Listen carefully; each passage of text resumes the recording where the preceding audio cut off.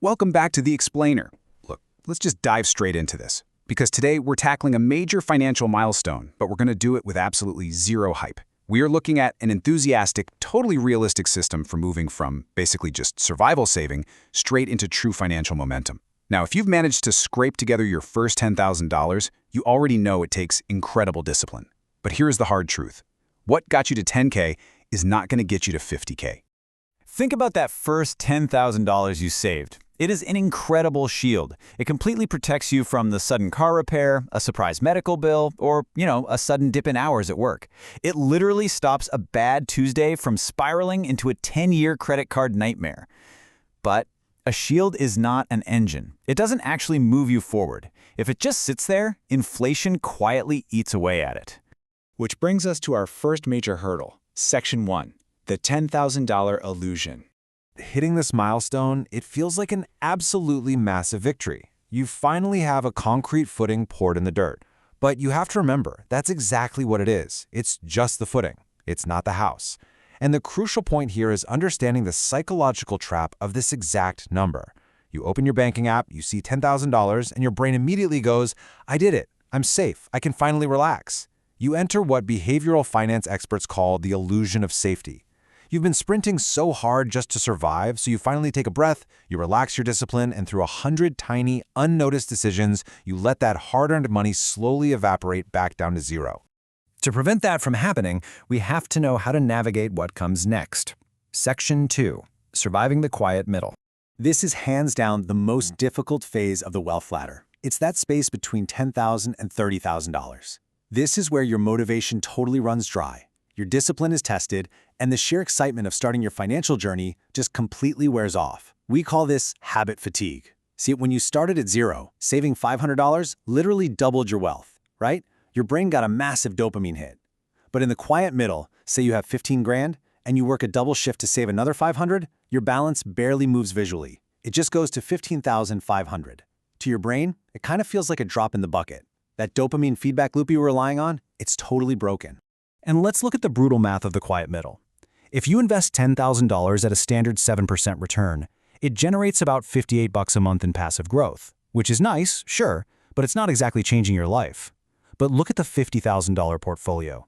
At that exact same return, it's generating nearly $300 a month. Reaching 50K is that absolutely critical milestone where your money actually becomes a coworker. It finally starts carrying the load with you. But before your money can become a coworker, we need to focus on Section 3, protect your financial foundation. You have got to defend your starting capital before you go on the offense. And you do this by clearly dividing your $10,000 foundation from your future investments. It's super simple. Your safety bucket is your cash floor. It lives in a boring, highly liquid, high-yield savings account, where the volatility is basically zero. On the other hand, your growth bucket is for the future. It lives in market index funds, it has high volatility, and you do not touch it for years. Money you might need next month for an emergency must never, ever be exposed to the stock market. Just think about it like this. If you take your 10 grand emergency fund and dump it into the stock market trying to chase quick returns, you aren't building a house. You are literally digging up your concrete foundation to see if it's drying. And when a market crash lines up perfectly with a real-life emergency, like a job loss, you are forced to sell at a massive loss. Always, always protect the foundation first. All right, so with your foundation totally safe, we move to Section 4, your ultimate wealth lever. This is how we shift from playing defensive frugality to offensive income generation, which is going to dramatically widen your wealth building gap. Guys, there is a massive difference between defense and offense here. Frugality has a hard mathematical ceiling. You literally cannot cut your rent, your groceries, or your utilities below zero. But your earning power, that has absolutely no ceiling. Spending 10 hours aggressively clipping coupons might save you $50, but spending 10 hours learning a high-value skill can increase your monthly income by hundreds or even thousands. Let's look at a real-world example from our source material. Take Alex. Alex had a $400 monthly gap. At that rate, hitting 50K was going to take him 100 months. That's over 8 years. But Alex decided to focus on the income lever. He increased his income by $700, and, this is key, kept his lifestyle exactly the same. His new wealth gap expanded to $1,100 a month. He basically cut his timeline down from 100 months to under 36 months. And listen, you do not need to work 80 hours a week and totally burn yourself out to do what Alex did. Here are 3 highly actionable, sustainable ways to pull that income lever.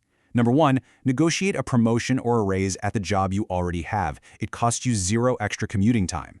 Number 2, develop just one single high-value freelance skill like copywriting or bookkeeping and offer it for maybe 15 hours a month. And 3, treat lump sums like tax refunds or bonuses as immediate wealth accelerators, dropping them straight into your growth bucket.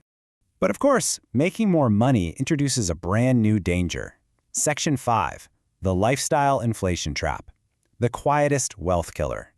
I want you to really think about this pattern interrupt question for a second. Ask yourself, are you looking rich or are you building wealth? Because the moment you get that raise or start that side hustle, your brain is going to say, man, I've worked so hard. I have 10 grand in the bank. I deserve a reward. Path A is looking rich. You get a $700 raise and immediately blow it on a slightly nicer apartment and a brand new SUV payment. You're just running on a much faster treadmill, but your actual balance sheet hasn't moved an inch. Path B is building wealth. You keep your lifestyle exactly the same and you funnel that entire $700 raise directly into your wealth gap. Remember, wealth is silent. It's the money you don't spend.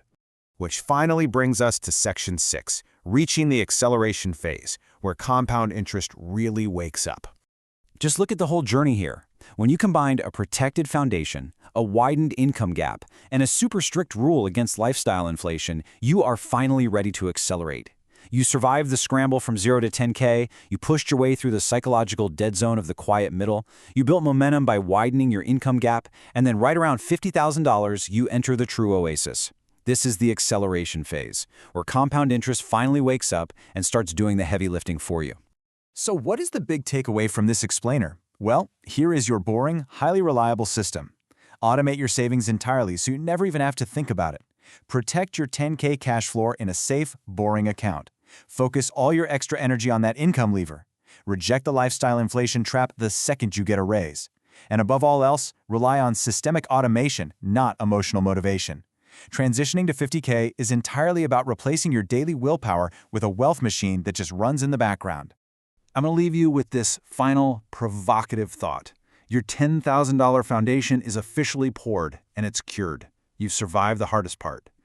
So the only question left for you is, how high are you going to build the house? Take these steps, build your system, and just start climbing. Thanks for joining me on this explainer, and I'll catch you on the next level.